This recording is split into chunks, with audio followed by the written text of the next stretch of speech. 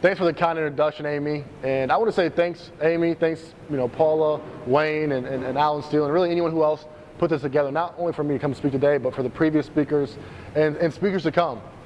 I really appreciate that. I think what you're doing is awesome. So for you guys that know who I am, like she said, my name is Coy Brown. My company is You Deserve to Win, and I'm someone who traded a dream for my purpose. Right? I traded a dream for my purpose, and I'm going to explain as we continue. But as a young age, I was very outgoing, very social, and I was big into sports. Sports was something I really enjoyed as a child. And growing up, I started to realize that I was gifted athletically. And as I got to middle school, high school, my freshman year, I told myself, I think I can do something with this. I started to realize my talents and my ability, I could probably take to the next level. So in 2011, I was fortunate enough and blessed enough to get a full ride scholarship to Bowling Green State University in Ohio. And I left early in high school, enrolled in Bowling Green in January 2012. And I can remember like it was yesterday because it was super cold outside. And if you know me, me and the cold don't get along. It's kind of like water and oil. We just don't mix. And my mother was with me, so was my grandmother. And after we had orientation, they dropped me off, and I was never going to come back. It was as if I was like an injured bird and they were going to let me go into the wild. And as I matured, I realized I didn't know what I wanted, really. I was changing my degrees more than I was changing my clothes. And around this time, it's about 2 years in, and I said, I don't think football is something I want to do. And I wasn't really passionate about football. And this started to play in my mind because obviously I come here to become a student athlete. I have a full ride scholarship to play football as well. And this just wasn't what I thought it was going to be. I could do everything that was required of us as a student athlete. I think it was average in school. I had a 3.0, and I could do everything that was required as a student or as an athlete. The weight room, the workouts, I was doing just as well as upperclassmen. But when it came to football, I didn't think I was good enough. I really looked down on myself. When it came to football and studying, I think my learning curve was a little bit slower than other people, and I realized that. I felt like I should have been getting stuff a lot sooner than somebody else, and this weighed on me. I essentially thought I was, slower, a little bit slower mentally, and practice just became practice. I would go to practice thinking about what I'm going to do after practice, about going back to my dorm room and getting back in my futon that I probably got from Walmart, or going to the cafe and getting to meet people, because I really enjoyed that, really getting to know people on campus and just essentially kind of living a normal life. And around this time, I was going to school for business entrepreneurship, and I started to get to reading. I was never a big reader, but I read 2 books. The first book was Think and Grow Rich by Napoleon Hill, and the second book was Rich Dad, Poor Dad by Robert T. Kiyosaki. And these books completely changed the way I thought. I started to ask myself, what do I love? What am I passionate about? What's my desire? Right? I started to really question myself. And I really didn't know. There was some bridge I was looking for. There was a bridge I couldn't create. There was a gap in my life that I was seeking, and I started really becoming hopeless. I really did, because if I knew football wasn't in my picture, what am I going to do? And I was looking for something. I wanted to express myself more. I wanted freedom. And I know freedom is very vague, but that's what I was searching. I wanted to become free and really kind of go against status quo. I wanted to create something that was different. And I had to find that. I was searching for it. So around August 2014, I actually ended up leaving Bowling Green State University. One of the hardest decisions I've ever made, because I knew from that day on everything would be different. I knew once I left, everything would be different. I actually had to call my coach up and let him know, hey, I'm not going to play anymore. I had to call my mom and say, hey, I'm going to come home. I'm not going to play football anymore, because it just wasn't, it wasn't my desire anymore. And she's, telling me, why can't you stay another year and a half, and, begging me to stay. I'm crying on the phone, and it was a very emotional time because I didn't know if I was making the right step. As I was before, I was questioning, is this right? And I felt like I was letting my community down. I felt like I was letting my mom down and people who looked up to me, that I was leaving the course, right? I was doing something different. And around this time, it was about 2015, I come back to IUSB, and take there for a semester. But after that, I got into sales.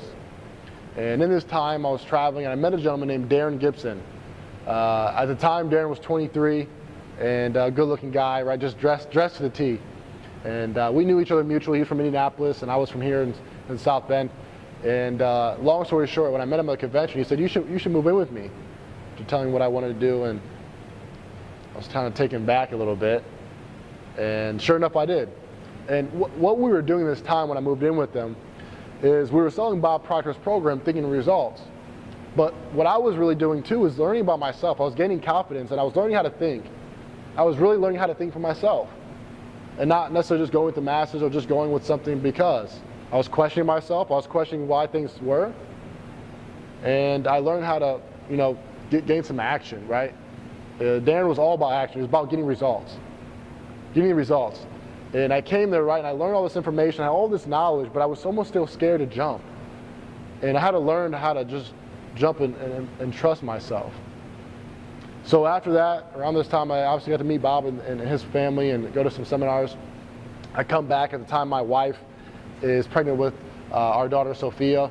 And I make a shopping list of what did I want to do, right? What was I passionate about? This idea came on replaying in my mind. And sure enough, it came on to speaking. Ironically, with speaking. I was never a speaker. But this information was so mind-boggling. It was so captivating because it was about you. And I said, if I can get to where I am now, right, by using this information and my experiences, this can help a business and their employees. It can help a mother. It can help a janitor or a student. Because, like I said, it's about you. You're learning about yourself and how to increase your awareness. So in 2016, I started You Deserve to Win. In April 2016, I really didn't do too much in the beginning. Got my website up, some content. In 2017 is when I really took it serious. And I started You Deserve to Win really on two ideas, two premises. One was hope. Hope in the sense that there's more in you than there is outside of you, right? And there's more to our life. You can do more than what you think you can do. You can get past what your perception is giving you, right? And the second was understanding, in the sense that when you study who you are, when you start to look inside of you, start to study yourself and raise your awareness, and you combine those two, you can tap into a world that you never tapped into and do things you probably never thought about doing. And that's huge, right? You gotta have understanding. As Abrahani says, in summary, in my own words, is you have to look back at what's happening until you can go forward, right? If you don't study the primary cause, you'll never have a primary effect. It's like taking aspirin. It'll get rid of the headache, but sure enough, we'll be back by the night. And you have to study what's gone in the past so you can lay foundations of victory in the future. And that's what we have to do, and that's what I was doing, even though I didn't realize that. So I love what Bob says when he asks you, what's your house look like? And you can probably get an image of your house. If I ask you what's your car look like, you can probably get an image of what your car looks like in the parking lot.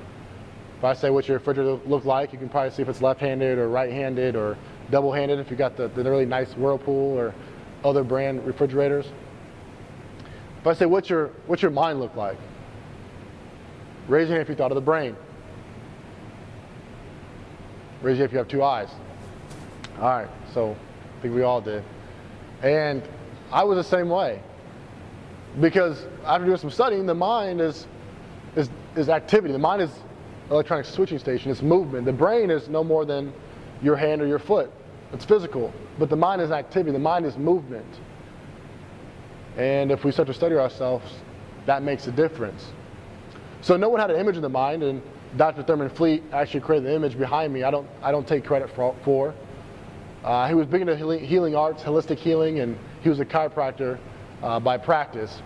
And he created an idea called concept therapy. But in any case, he created an image called the stick person, and understanding what's really coming inside, what's really happening mentally. And this gives you some understanding. Now, this is very a snapshot of what I'm speaking about as I go more in depth, but this will give you an idea moving forward. So understand there is energy that flows to and through us at all times, right? Scientifically proven there is energy that is always permeating all around us. So all vibration, saying that nothing rests, everything vibrates. And as this information comes to, we have, obviously we're conditioned through our five senses, but we also have the capacity to pick it up.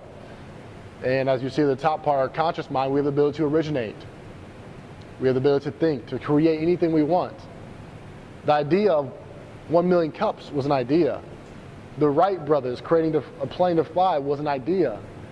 This energy is formless at its core nature, and we can shape and do whatever we want with these thoughts. We also have the ability to accept or reject. So you can accept what I'm saying, you can reject what I'm saying. You can accept the news, or you can reject the news.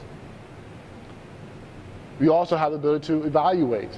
You can evaluate myself, you can evaluate others, right? We have the ability to I guess, also think. We have our ego here, which is really in the limbic brain, but it's always trying to protect us of the unknown. This is also called the thinking mind, or the educated mind. All the knowledge comes here, right? Through studying, through work, or through university, through college, all the energy, all the information is coming here. And as this information comes to us, right, as all this stuff is bombarded to us in our conscious mind through repetition, right? Through reading the same thing, writing the same thing, day in, day out, it has to be expressed or impressed somewhere.